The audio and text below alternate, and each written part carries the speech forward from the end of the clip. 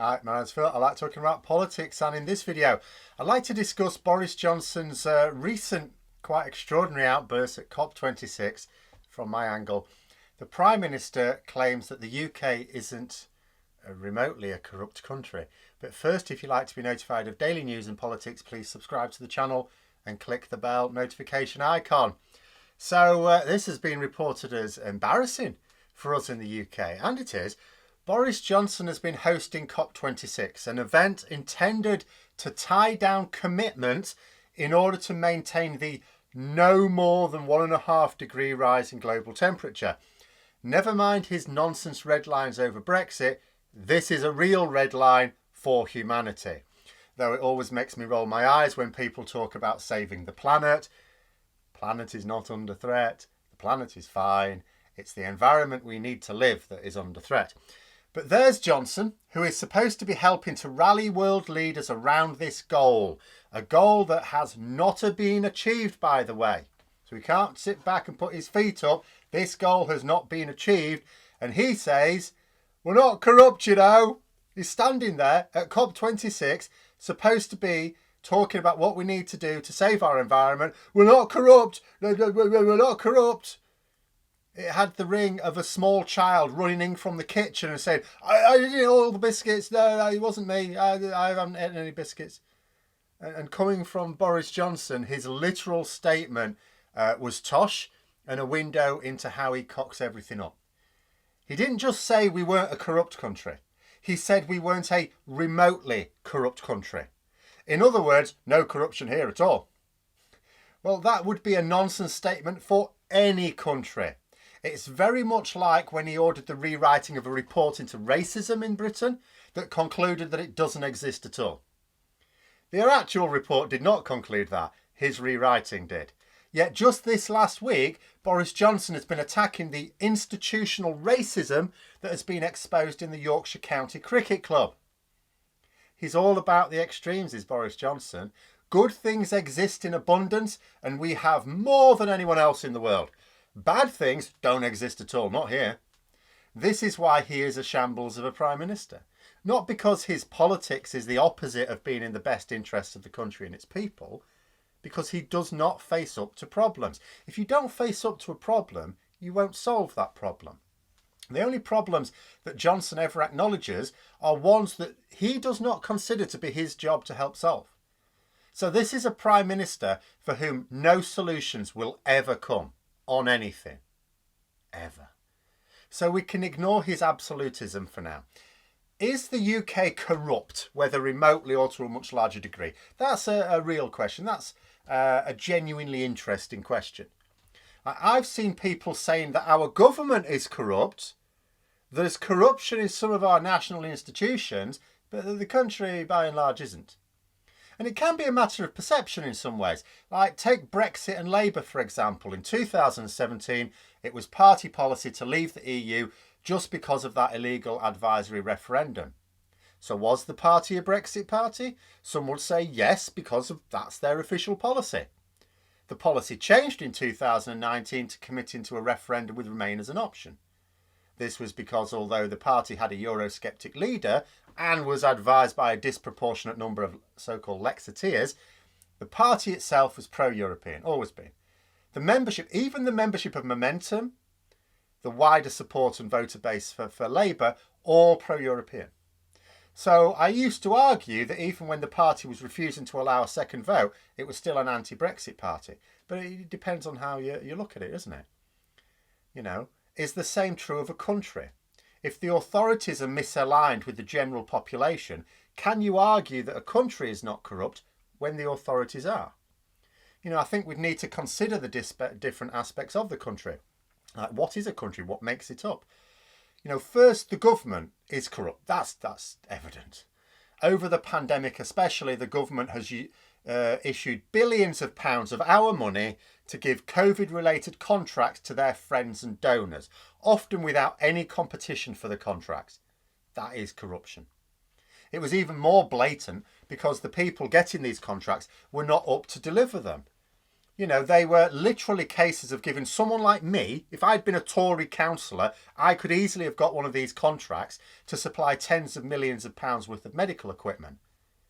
All they were going to do was to go online and find someone who could supply it, and then trouser a huge chunk of the money as profit.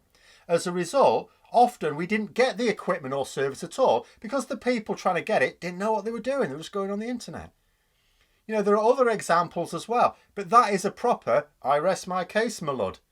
You know, a proper example of government corruption, clear cut. No arguing against that. But then you've got a corrupt government doesn't necessarily mean a corrupt country. Okay, get that. So what happens when corruption is alleged? Well, we are a country of laws. In fact, one of the prerequisites of being a country that isn't corrupt is that we have laws that apply equally to everyone, high and low. So even when your government is corrupt, there is consequences. There's going to be an investigation. You don't just get to break the law and nothing happens. So when criminal investigations have been needed, how have our police acted? Well, they have suppressed investigations. Vote Leave, the Brexit campaign headed up by the likes of Boris Johnson, broke the law during the election. Now, there's no two ways about that. That's not me saying it. That was the judgment. That's all there is to it. Now, it is likely that if a group has broken the law, that certain individuals within that group have committed criminal acts.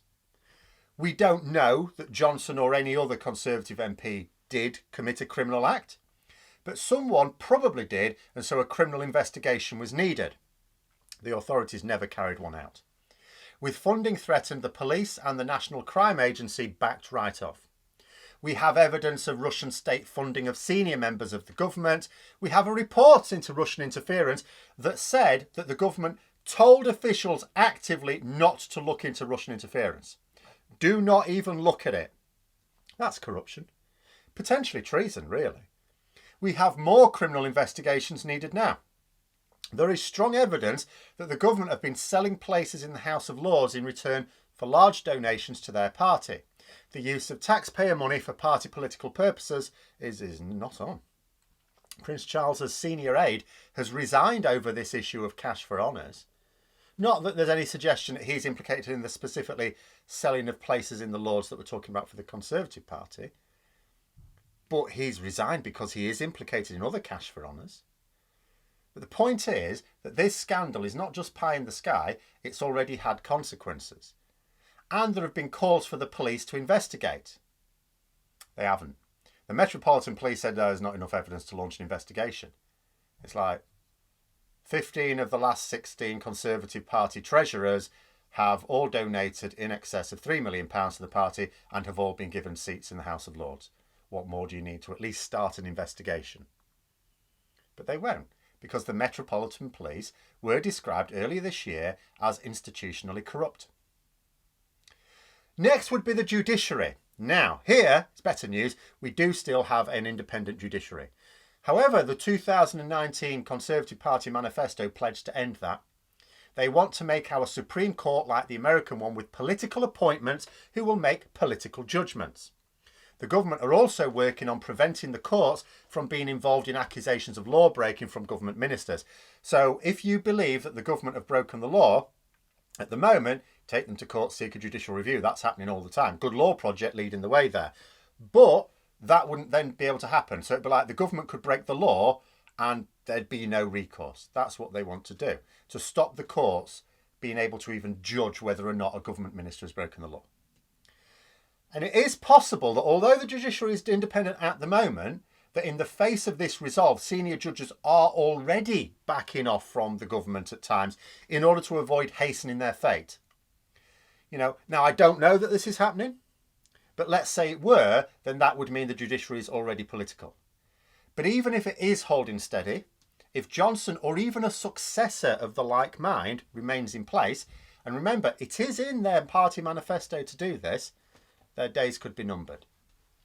Fourth, we have the media. A free press is, of course, an essential cornerstone of any free democracy. In one sense, we absolutely do have a free press. Our media has virtually no regulations controlling its behaviour. Now, if we had a benevolent media holding truth to power, then this would be fine, laudable in fact. However, what we actually have is a network of billionaire-owned propaganda machines who use the freedom of the press to push conspiracy theories in a way that's actually believed. The parts of the media that are supposed to be independent are either suppressed or controlled. The government have been applying steady pressure on the BBC for years and planting their people into senior positions. They are now trying to get someone on the extreme right wing of politics installed as the head of the media watchdog. You know, they've threatened to sell off Channel 4, an outlet that has resisted government pressure. The government also switched the location of their press conferences. Used to be held at Westminster, where journalists representing a spread of the media could attend and ask questions of ministers.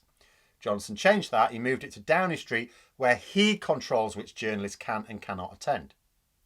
Fifth, we cannot talk about corruption in the UK without noting that London is the money laundering capital of the world. There are countries that are synonymous with dodgy financial dealings. Italy and Switzerland are fairly famous.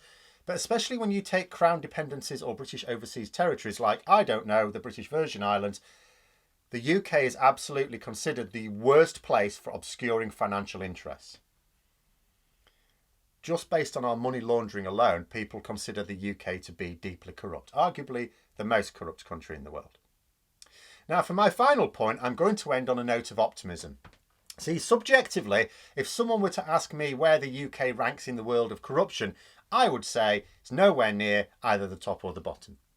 There are countries where you have to bribe the police just to be left alone. That's not the case here. However, there are also countries where if there's strong evidence of a government minister breaking the law, the police would investigate. There's also, that's not the case here either, is it?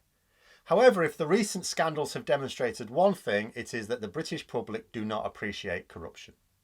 It may appear from the outside that we are putting up with it, so obviously don't mind that much, but that most people genuinely do not know about the scale of corruption. Until it started spilling out into the popular press recently, they had no idea what was going on. It's hidden from them. The media in other countries will report on it so openly that people in those other countries can see it in full view and going, well, they're putting up with it. You're assuming that we are being told the same things you are. We're not. The media here cover it up or smudge the issues to the point where people don't know what to believe. So even when there is corruption, and you've seen this in some of the Tory press this last week, even when the corruption is now undeniable, then they try and smudge it and they try and say, well, Labour are no better, as if you're stuck with corruption. You can't do anything about it. Don't bother changing your voting habits because you'll just get it with Labour anyway. But when something big happens and the media do report it, the public are outraged, as we have seen in recent polling. It has been devastating for the Conservatives. So I would say that we have a population that is not by and large corrupt and specifically does not like corruption and will turn on a corrupt government. However, when almost all the institutions that make up the fabric of a society are corrupt, it's probably hard to argue that the country is not itself corrupt as a whole. But those are my thoughts. Let me know yours in the comments below. Hope you found the video interesting. If you did, don't forget to click the like button. And if you'd like to support the channel further, please also click the Patreon link for details. And until next time, I'll see you later.